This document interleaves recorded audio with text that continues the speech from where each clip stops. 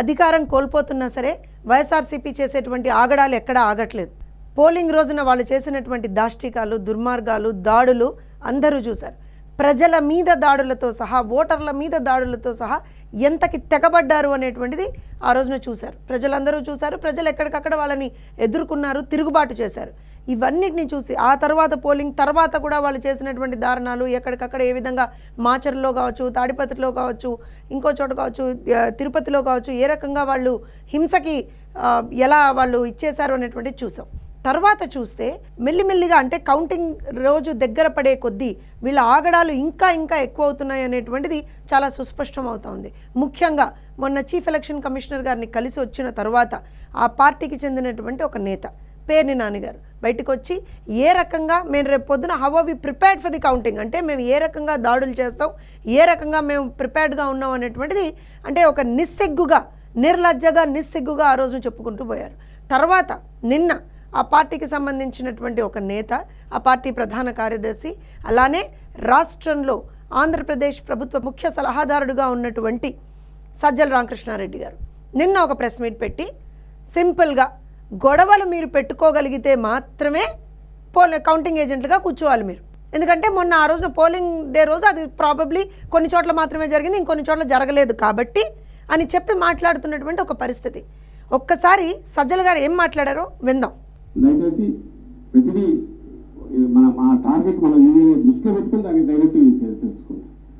అవతలవాడు ఏదైనా తను అనుకున్నట్టు అడ్డంగా చేయకుండా అడ్డం కొట్టడం నాకు కావాలి, ఏమేమి ఉన్నాయో రూల్ పొజిషన్ దాన్ని చూసుకోవడం. మనం ఒకటి చల్లనోటుగా ఇచ్చేసే పరిస్థితి రాకుండా అడ్డం పడాలి, ఏమేమి చేయొచ్చో దానికి మనకు కావాలి. ఇదే మనకు అంతే తప్ప రూల్ ఎట్టుంది కాబట్టి దాని ప్రకారం మనం బోధవడానికి మనం కూర్చోాలి. సో మనకు అనుకూలంగా అవతలవాడు ఆటలు సాకుండా చేసేట్టు ఆ రూల్ని ఎట్లా ఇచ్చేసుకోవాలి, అవసరమైన దాని వరకు ఎంతవరకు ఫైట్ చేయాలి అనేది మనం తెలుసుకున్నాం. కౌంటింగ్ ఏంటంటే తన వంతు పాత్ర పూర్తి పోషించేట్టు మనం ఎట్లయితే ఇక్కడ డిస్కస్ చేసుకుంటామో మీరు కిందికి వెళ్ళి వాళ్ళు కూడా అది ఎక్కించాలి బాగా. ఒక పొరపాటును మనం ఒకటి ఆర్గ్యూ చేసినా పర్లా, కాదేమో రూల్ కాదేమో మనకెందుకని వెనక్కు తగ్గేవాడైతే వద్దు మనకు. చూశారు కదా, గొడవలు పెట్టుకునే దమ్మున్నోడే, రూల్స్ని పాటించకుండా ఉన్నవాడే మాత్రమే రేపొద్దున వాళ్ళ కౌంటింగ్ ఏజెంట్లుగా కావాలట. నిజంగా కూడా సజ్జల ఒక ముఖ్య సలహాదారుడా, లేకపోతే ఆ పార్టీ ప్రధాన కార్యదర్శా, లేకపోతే ఒక వీధి రౌడీనా, గూండానా? సిగ్గులేదా అలా మాట్లాడడానికి? అసలు నిజంగా ఇవాళ ఈ వ్యాఖ్యల మీద మాత్రమే, ఇంతకు ముందర మీరు ఎన్ని అరాచకాలు చేశారు, ఏ విధంగా మాట్లాడారు అన్నీ అందరూ చూశారు, కానీ ఈ వ్యాఖ్యల మీద కనుక తీసుకుంటే మిమ్మల్ని సీరియస్గా ప్రాసిక్యూట్ చేసి మీ మీద కేసు దర్జీ చేసి మిమ్మల్ని జైల్లో వేయాల్సినటువంటి పరిస్థితి. అసలు రేపు పొద్దున కౌంటింగ్ డే రోజున మీరు ఎక్కడ కూడా బయట తిరగకూడదు. ఎందుకంటే you are instigating violence there. వెళ్ళండి, గొడవలు పెట్టుకోండి, రూల్స్ ఫాలో అవ్వద్దని చెప్తారా? అసలు అయినా ఏ హోదాలో మీరు ఇవాళ రోజున ప్రెస్ మీట్ పెట్టారు సజ్జల గారు? చెప్పండి ఒకసారి. ఏ హోదాలో పెట్టారు? రాష్ట్ర ప్రభుత్వ సలహాదారుగా పెట్టారా, లేకపోతే ఆ పార్టీ ప్రధాన కార్యదర్శిగా పెట్టారు? ఒకవేళ ఆ పార్టీ ప్రధాన కార్యదర్శిగా మీరు పెట్టేది ఉంటే ఎలా అయితే కొంతమంది వాలంటీర్లను మీరు బలవంతంగా రాజీనామాలు చేయించి మీ పార్టీకి పని చేయించుకుంటున్నామని చెప్పారో, అలానే ఎప్పుడైతే ఎన్నికల నోటిఫికేషన్ వచ్చిందో మీరు ఇమీడియట్గా మీ పదవికి రాజీనామా చేసి ఉండాలి కదా. ఎందుకు చేయలేదు? ప్రజల సొమ్ము తింటున్నారు, జీతం రూపేణా ప్రజల సొమ్ము తింటున్నారు.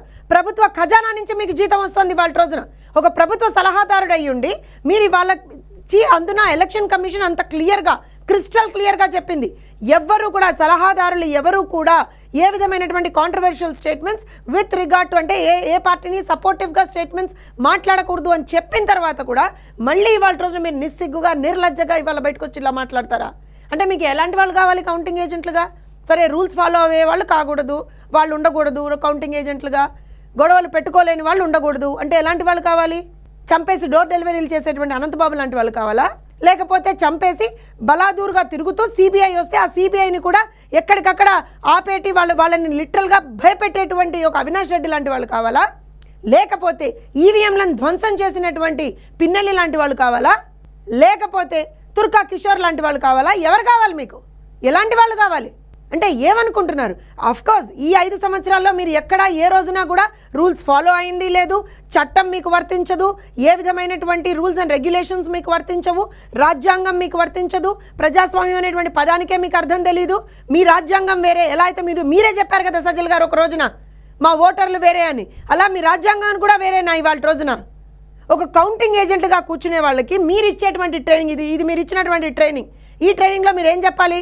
రూల్స్ని ఫాలో అవ్వాలి, ఎక్కడా కూడా మనం మీరకూడదు, ఏ విధమైనటువంటి మనకున్నటువంటి బార్డర్స్ మీరకూడదు, according to rule book, according to law book మనం వెళ్ళాలని చెప్తారా?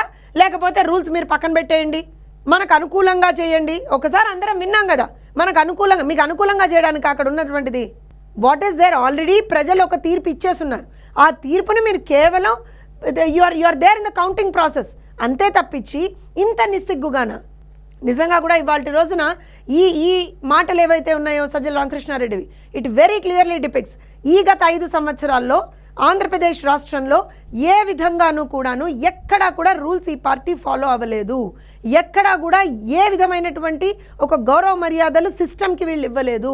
వ్యవస్థల్ని మేనేజ్ చేస్తూ, వ్యవస్థల్లో ఎక్కడికక్కడ ఆ వ్యవస్థల్ని మిస్మేనేజ్ చేసుకుంటూ ఇవాళ రోజున ఈ రకమైనటువంటి ఒక పరిస్థితికి వచ్చారు.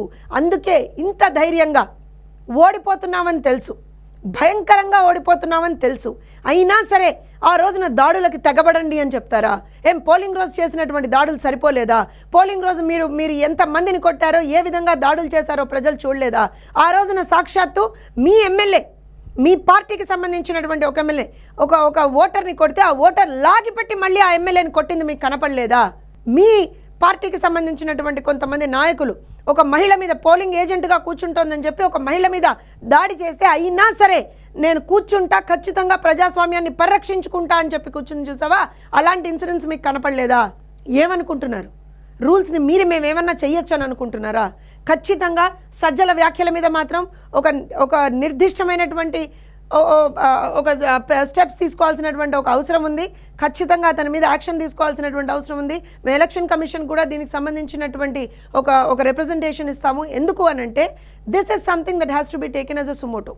ఖచ్చితంగా దీని మీద ఒక సుమోటో కేసు దర్జావాల్సినటువంటి అవసరం ఉంది. ఈ మనిషి సజ్జల రామకృష్ణారెడ్డి అనేటువంటి మనిషి రేపు పొద్దున కౌంటింగ్లో ఎక్కడా కూడా బయట కనపడకూడదు. అతని మీద యాక్షన్ తీసుకోవాల్సిందే. అతని మీద ఒక కేసు దర్జీ చేసి అతన్ని ఖచ్చితంగా ప్రాసిక్యూట్ చేయాల్సిందే.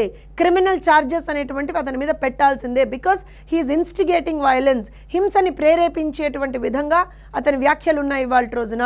ఒక్కటే చెప్తున్నాం, వైఎస్ఆర్సీపీలో గత 5 సంవత్సరాలుగా చూస్తూనే ఉన్నాం. ఉన్నదంతా కేవలం రౌడీలు, గూండాలు అనేటువంటిది రోజు రోజుకి వాళ్ళు చేసేటువంటి పనులతోటే విదితం అవుతా ఉంది. ఇది ఇంకో పరాకాష్ట. ఇవాళ సజ్జల మాటలు ఇంకో పరాకాష్ట. మొన్న చూసాం పోలింగ్ డే రోజు ఏ విధమైనటువంటి గొడవలు చేశారో, రేపు పొద్దున కౌంటింగ్ రోజు కూడా అదే విధంగా దాడులకి తెగబడి గొడవలు చెయ్యాలి అనేటువంటి ఒక దుర్మార్గమైనటువంటి ప్రయత్నం వైఎస్ఆర్సీపీ చేస్తోంది. దీనికి అనుగుణంగానే సజ్జల ఇవాళ రోజున అక్కడికి వచ్చినటువంటి వాళ్ళ చీఫ్ కౌంటింగ్ ఏజెంట్లకి ఒక తర్ఫీదు ఇచ్చాడు. ఖచ్చితంగా సజ్జల మీద యాక్షన్ తీసుకోవాల్సిందే. అతన్ని ఎక్కడా కూడా ఆ రోజున బయటకు తిరగకుండా చేయాల్సిందే.